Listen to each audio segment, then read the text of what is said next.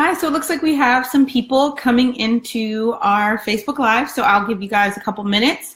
If you guys could just go ahead and comment, say, hey, I'm in, I'm ready, just so I know who's all here so I can address you guys and have your names and your training and different questions you've asked in the past, like, cue my brain.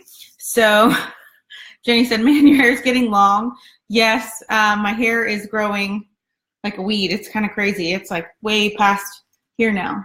And it's hard to believe that like last winter, I think at this time it was like right here. So I have grown about that much. I've not been getting it cut. A lot of people ask me what's the trick, and I think it's just like not cutting it and not washing your hair either. I don't wash my hair frequently at all. Okay. Here, missed the earlier ones. Glad it's later again. Jennifer, I'm glad that we could have you here. I know we already have 8 people watching. Last time when I was scheduling them earlier, I kind of thought that they might have more involvement rather than evenings, but it just looked like evenings were easier. So yeah, if you guys are cool with this, I'm just going to go ahead and keep this time slot for the remainder of the program, and we'll just go forward with it that way. Okay. So Allison's here. Hi, Allison. And Gina's here. So hi, Gina. We have 8 people here, so I need 8 people to jump in and say hello. And I'm going to go ahead and pull up the guide for today, moderator's guide. Okay. So on our agenda first is going to be kicking off with training achievements this week, consistency gains, and PR gains. They are all important. So I want to say, like, I know we've been congratulating each other with PRs, but I also want to just know who's been really consistent with their training this week. We are going into Happy Thanksgiving week, and inconsistencies are going to be prevalent, and we just want to know we're going in to this week with grace for ourselves and time with our family, and knowing that training may not be the most paramount thing for you this week, but also keep in mind that some gyms aren't open, so you may just not have a choice but to spend time with your loved ones. So keep that in mind. But was anybody super consistent this week and feels like they just like nailed everything they were supposed to do in terms of their training and cardio, and they were just really ready and set to go with a good week behind them going forward into this holiday week? Hi, Lisa. Hi, Tracy. All right. So anybody want to chime in, share some consistency achievements, not just their PR achievements? That would be great. I do have some extra light on me because it is so dark in my office. So that's why, and I'm having to wear my glasses because I have something going on in my left eye. I don't know really what it's about, but so I've had to wear my glasses for 2 days till it starts to feel better. Okay, so Gina said, I'm just excited that I could finally start working out again after almost a month out. Yeah, Gina, I think you are one of the ones that commented about like trying to be more consistent this week because of your, was it an injury that kept you out? I'm not quite remembering, but I remember you chiming in about having to take time away from the trainer. And then Jenny said she's right on track with the week. And Jennifer said, yes, I've done great the last 2 weeks, probably more than ever before, hit every day as I had planned to. Jennifer, that's awesome. I'm so happy to hear that. I'm going to give you guys like a big thumbs up on that. Like I said, we're going into just a crazy busy week. I know for me, training is going to be difficult. Every gym that I go to, like I go to a bunch of gyms here in town, but fortunately, every gym I go to is giving their employees time to spend with their family.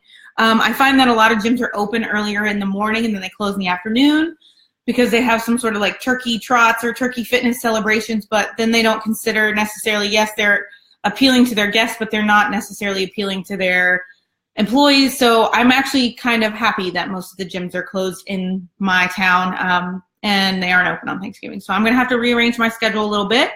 I normally like to train legs on a day when I'm going to be eating a lot, so I'm not too happy about that because I'm going to enjoy some food. But I think I'm going to plan like a pretty tough day on Wednesday and then a pretty tough day on Friday, so having Thursday be my rest day. I can always still do cardio in the morning because I'm fortunate I have I have 2 pieces of cardio equipment in my home, so that's good for me. I also like to take my dogs on a walk like early in the morning on Thursday. I don't know why, but then like to sit by the fire. So hi, Sean. Welcome in. Welcome in. Yes, Sean, I did get your check-in photos too. So yes, Sean is one of my custom coaching clients, and I forgot to answer that question in the email, and I hit send, and then I was like meant to send you another email, and I forgot. But I remembered because you just sent me that yesterday or a couple hours ago. Okay. So yeah, so training achievements, we kicked that off. Consistency achievements, love to hear that. So we're going to recap questions and concerns regarding your programming from week 6 or earlier. And I say or earlier because I feel like many people are working. Coca, stop hitting the computer. She's like headbutting the computer and got to close it on you guys. She's like, no, I'm going to hit it. So yeah, so I feel like a lot of you guys may not have been on week 6 this past week, and you guys might be finishing up some things. So I just want to go back, give you guys the chance and time and space to go back if you guys have any questions regarding previous training weeks. I don't care if it's week 1, week 2, week 3, week 4, week 5. So just this is your chance to go ahead and comment any questions that you guys might have regarding previous weeks. And then we're going to move, after that, we're going to move into talking about week 7. Oh my gosh, I cannot believe we only have a couple weeks left. This is crazy. Okay, so Gina said she did get very, very sick. She took doctors a while to diagnose and start treatment. I tried some of the exercises, had to drop a few. Basically, I'm starting over from week 1, D1, because I was so weak and nutrient deprived. Yes, I do remember me talking to you about going ahead and starting, because I think the place at which you came into the program was potentially at one of those volume range days or rep range or load range days. And yes, so the way that this program is designed, you really want to start off with week 1 and 2, like the first 2 blocks or first 2 weeks of each block, cat butt, of each block. Those are really paramount because they set the foundation for the last 2 weeks of the block. So I do remember talking to you, Gina, about doing that. So if you weren't able to start week 6 or week 5, don't jump to week 7 and week 8. Does that make sense? Does anybody have any questions on that? You're welcome to comment. I will clarify. But yes, our trainer is divided up into 2 blocks of training. Block 1, block 2. Block 1 has 4 weeks. Block 2 has 4 weeks. And the first 2 weeks of each block, I don't think I can do that correctly because my fingers are not communicating with my brain. But the first 2 weeks of each block is paramount. It sets the foundation. So you always want to make sure you do those 2 blocks. Now, if you were to flip block or week 2 and week 1, not so detrimental. Same with if you were already within the second 2 weeks of each block, week, say, 8 and 9, if you flip those. Or excuse me, 7 and 8. We have no week 9. So yeah, so if that makes sense, I hope so. If not, I'll be happy to clarify more questions or clarify my ridiculous speaking that I just did with my hands. So yes, definitely won't overdo it and jump ahead. Great, Gina. I'm glad to hear that you have a smart head on your shoulders when it comes to your training. All right. So anybody else have any questions about any previous training weeks? And then if not, we will move into talking about week 7. So week 7, let me open it up. With week 7, I want to address a topic that one of the feedbacks, which thank you so much to whoever gave me this great feedback. I think it was somebody who emailed me. I'm not 100% certain, and I want to keep the feedback confidential. But whoever you are, you will know who you are. Your feedback was really awesome. I didn't think to explain RPE.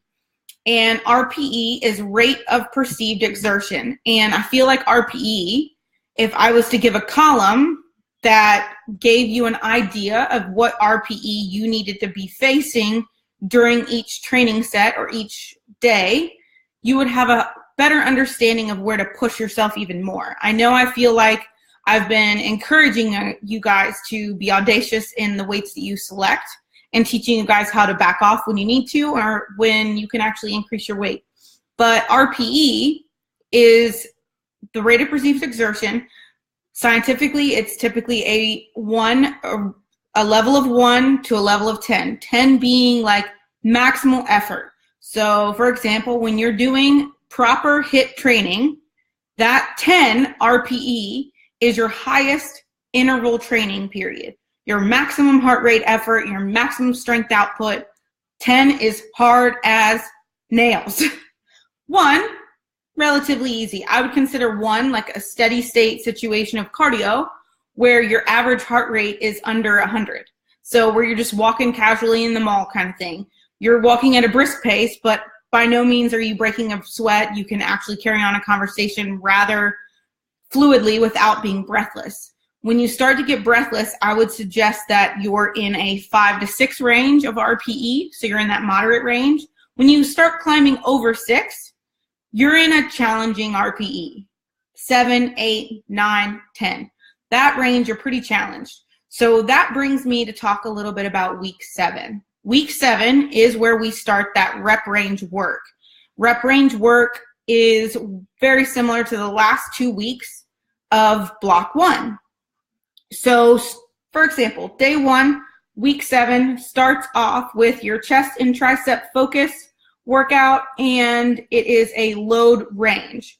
So basically what I'm seeing, or what I would ideally like to see for you guys, is set 1 and 2 needs to be that high threshold RPE, meaning set 1 is your hardest weight that you select, and you typically do the lowest amount of reps because it is your hardest weight that you selected. So you're going to be working within an RPE of 8 to 9.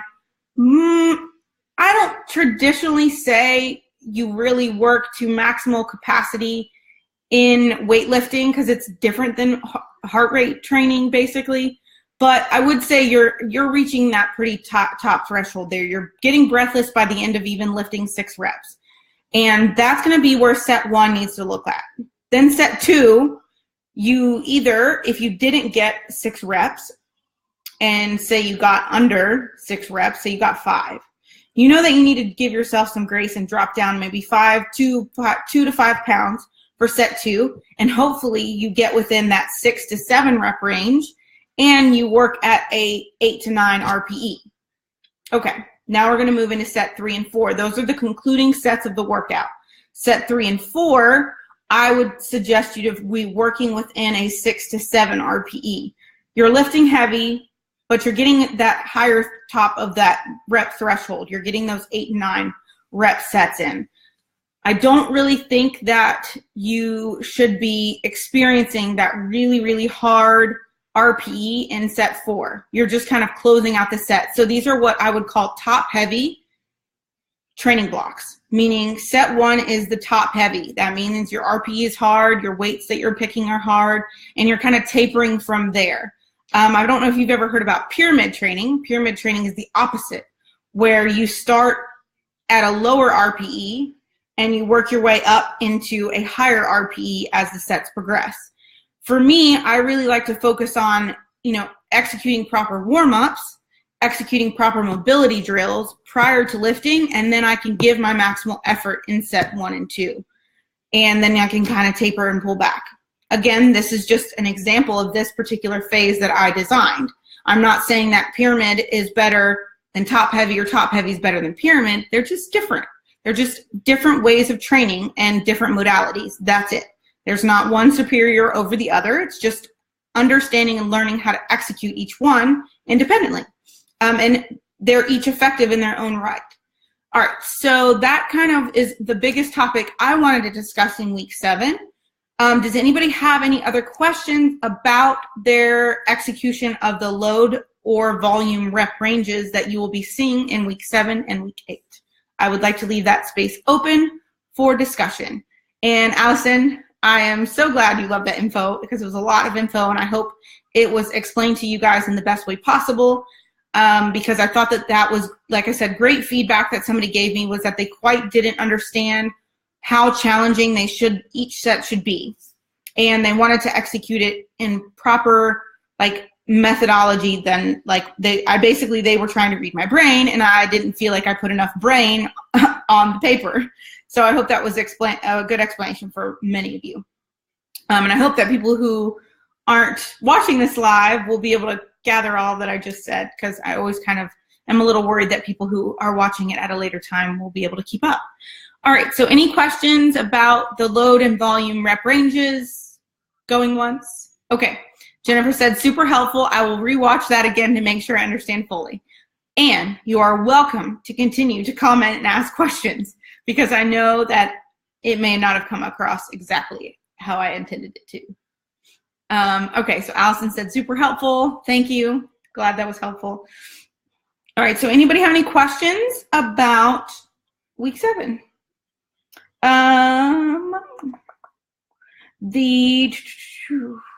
Also, I have a video that I need to add to the Audacious Athlete series. It is the back and bicep day, the dual high cable curls. I'm not sure if any of you guys figured out how to do that yet, or if you guys have even gotten to week 5 and 6 to be able to execute those. But I do have a video of that I'll be posting after this, right after this, because I've got to remember to do it right after this.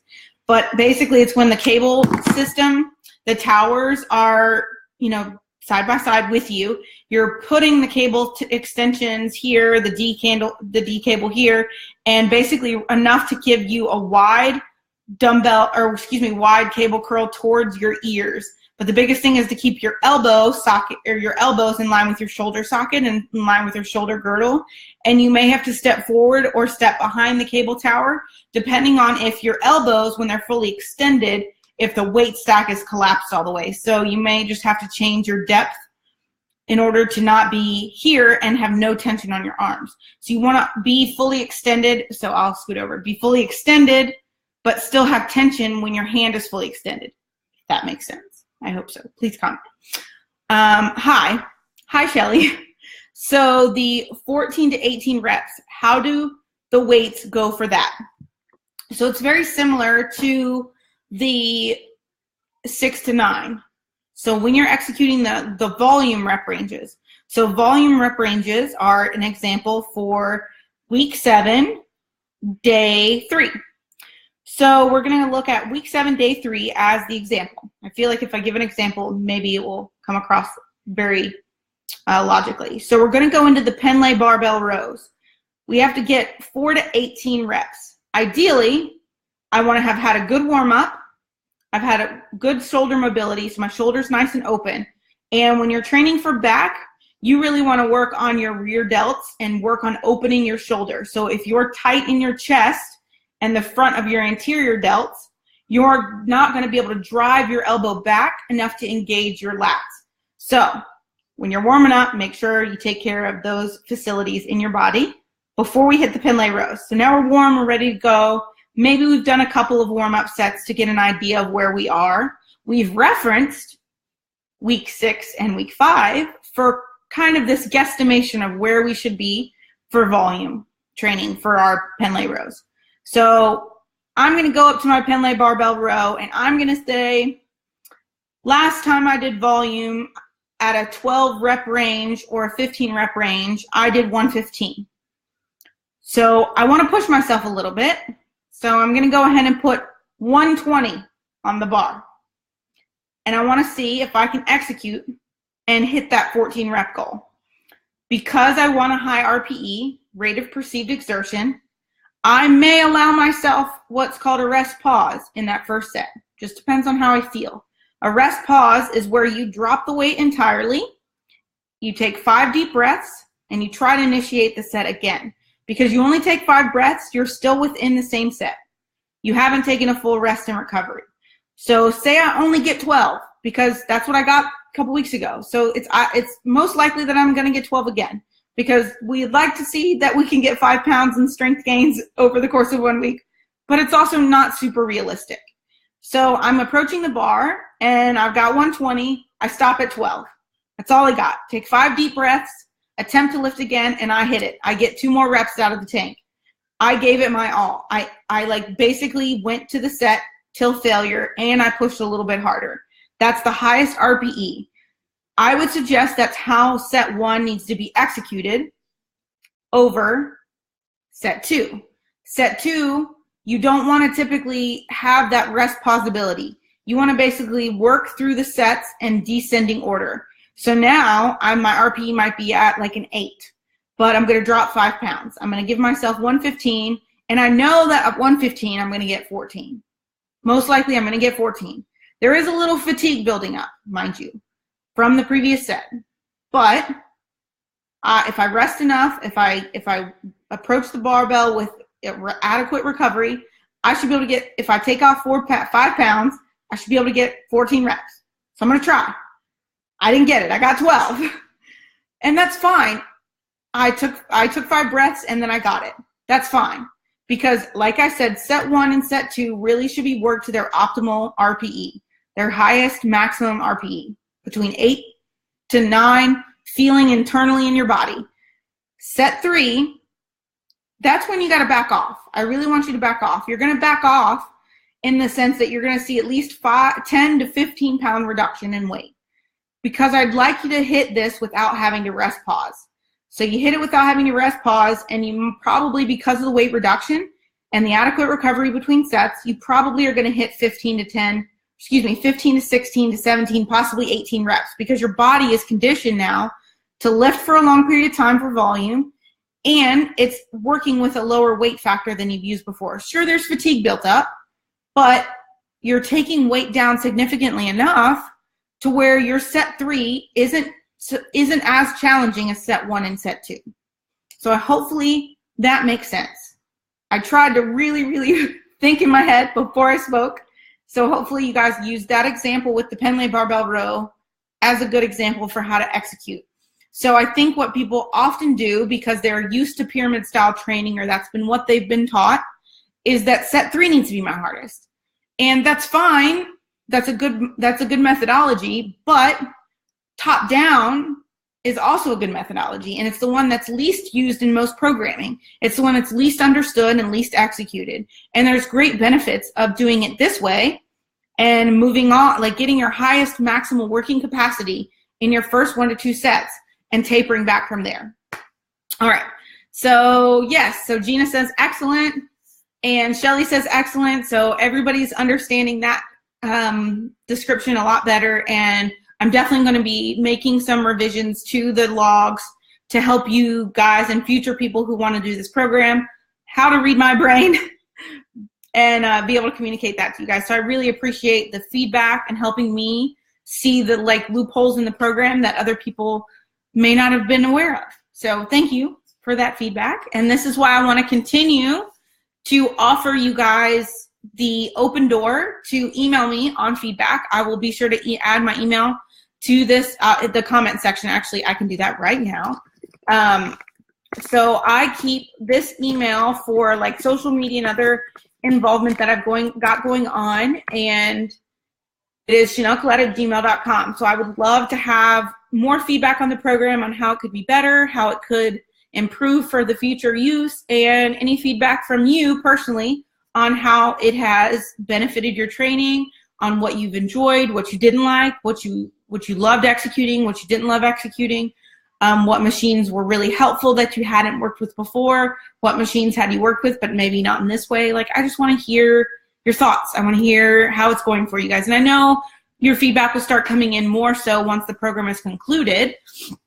But yeah, so I wanted to just keep that open door policy with you guys in my email. So I don't answer that email nearly as often as my custom coaching clients, because I do keep them as a priority, but I do try to get to that email at least once every other day.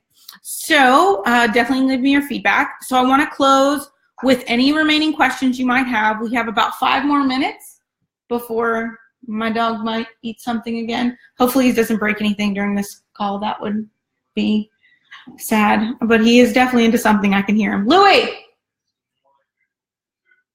I'm at maybe the trash this time. Could be the trash.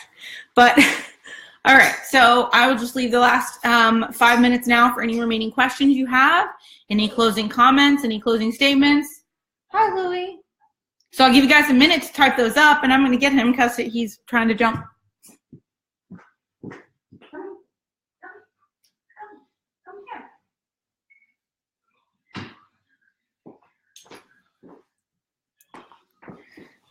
So yes, he did. He got a pin, unfortunately.